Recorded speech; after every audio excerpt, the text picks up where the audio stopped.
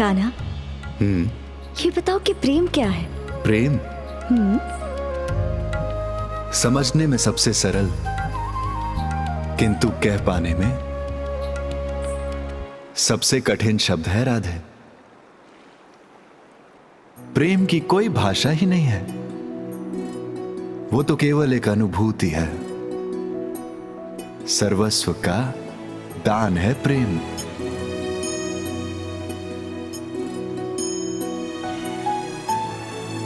पक्षियों की कलरव में प्रेम की भाषा समझी जा सकती है। बंसी की धुन में प्रेम को अनुभव किया जा सकता है। अंकुरित होते हुए बीजों में साक्षात प्रेम के दर्शन किए जा सकते हैं। परंतु राधे, प्रेम को कहा नहीं जा सकता। तो कान्हा, भोलेनाथ के प्रेम की कौन सी भाषा है? वे किनके मुंड है जिसे वे सदा अपने कंठ में धारण किए रहते? सोचो राधे, सोचो कि किनके मुंड होंगे वो, जो मोह माया का त्याग कर देने वाले महादेव को भी अपने मोह में जकड़े हुए थे। कान्हा, ना तो कभी इस विषय में सोचा, ना कभी जाना। बताओ ना, वे किनके मुंड है? इस सत्य को विस्तार से बताने के लिए मैं तुम्हें एक और कथा सुनाता हूं राधे। तो बताओ। तो सुनो। महादेव शिव और महादेवी पार्वती के विवाह के कुछ समय बाद की बात है। सारा संसार डमरू नाद और पखावज की थाप से गूंज रहा था। ऐसा प्रतीत हो रहा था मानो हिमालय की किसी रहस्यमयी कंदरा में कोई आनंद तांडव में मग्न हो।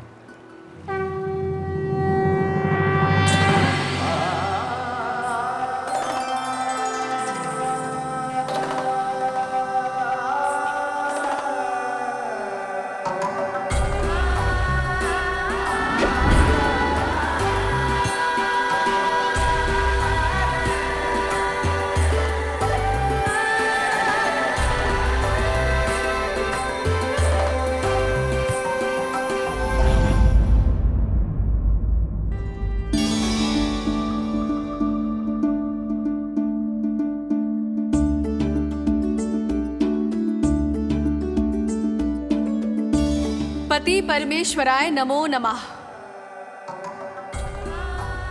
हर हर महादेव, हर हर महादेव।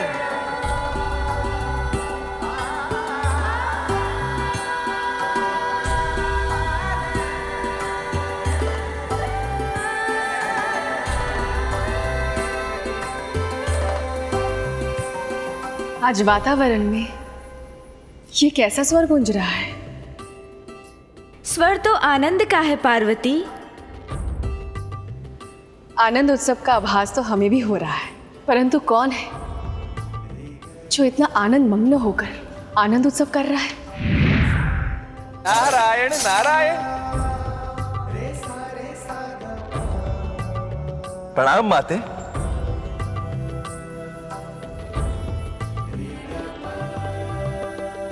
बड़े ही उचित अवसर पे आए हैं देवर्षि नारद। 14 भुवन में भ्रमण करने वाले देवर्षि नारद, आप तो हमारे प्रश्न का उत्तर सरलता से दे सकते हैं। नारायण नारायण। अवश्य माते, अवश्य। आप यही जानना चाहते हैं ना माते कि इतना आनंद मग्न होकर आनंद तांडव कौन कर रहा है? किंतु माते, हमारे मन में एक प्रश्न उत्पन्न हो रहा है कि जिस स्वर से आप भली भांति परिचित है, उसी से आप अपरिचित कैसे हो सकती है? आनंद के इन पावन स्वरों से आपका जन्मों जन्म का संबंध है और परिचय भी। नारायण नारायण। हमारा परिचय? हाँ माते। नहीं मुनिवर, मैं इस स्वर को पहचान भी नहीं पा रही हूं। इससे पहले कभी सुना भी नहीं। और आप कह रहे हैं ये स्वर के साथ हमारा जन्मों जन्मों का साथ है मुनिवर? हम सत्य कह रहे हैं माते, उचित कह रहे हैं हम।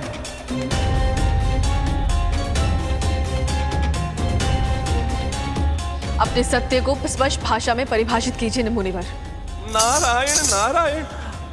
हमें क्षमा कर दीजिए माते, किंतु आज के दिवस हमें ये आदेश ना दे। हम भयभीत हो रहे हैं कि कहीं आपके साथ साथ हम देवों के देव महादेव के रोष का पात्र न बन जाए। आप तो माता है, कदाचित हमें क्षमा भी कर देगी, किंतु यदि देवों के देव महादेव हमसे रुष्ट हो गए तो वे तीसरा नेत्र खोलकर कामदेव के समान हमें भस्म न कर दे। नारायण नारायण। देवर्षि नारद, ना तो भूमिका बनाइए ना तो पहेलियां बुझाइए।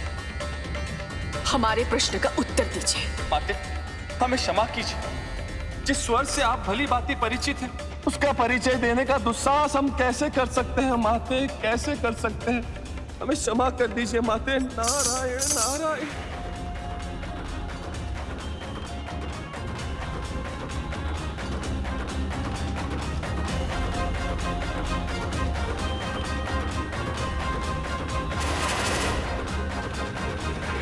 नारायण नारायण।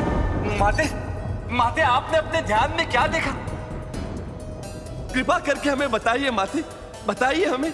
महादेव के साथ आनंद उत्सव में कौन है देवर्षि नारद?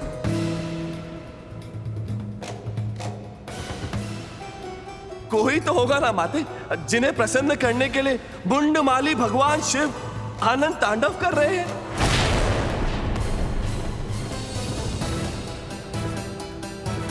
कौन है महादेव के साथ? नारायण नारायण। ये तो हमें ज्ञात नहीं है माते। हाँ, किंतु आपको इतना अवश्य कह सकते हैं कि इस समय महादेव के साथ जो भी आनंद उत्सव में है, कदाचित महादेव को वो आपसे भी अधिक प्रिय हो। तभी तो महादेव एकांत में उनके साथ आनंदित हो रहे हैं। वे वहां हैं और आप यहाँ। नारायण नारायण। देवर्षि! माते, महादेव के साथ कौन है? हम उस सत्य को जानना चाहते हैं। नारायण नारायण। माते, आप हम पर क्यों क्रोधित हो रही हैं? हम सत्य कह रहे हैं माते, हम कुछ नहीं जानते। यदि हम सत्य से अवगत होते तो अवश्य आपको शिवलीला के पीछे का रहस्य बता देते। हम तो स्वयं सत्य को जानने के लिए उत्सुक थे, इसलिए यहाँ कैलाश चले आए। हमें क्या पता था यहाँ आकर हमें आपके रोष का सामना करना पड़ेगा। वैसे बातें, आपके और महादेव की प्रीत तो समस्त संसार में विख्यात है। और प्रीत में तो पर्दा नहीं होता, और जहाँ पर्दा होता है वहाँ प्रीत नहीं होती। नारायण नारायण। आप स्वयं ही महादेव से इस प्रश्न का उत्तर क्यों नहीं पा लेती?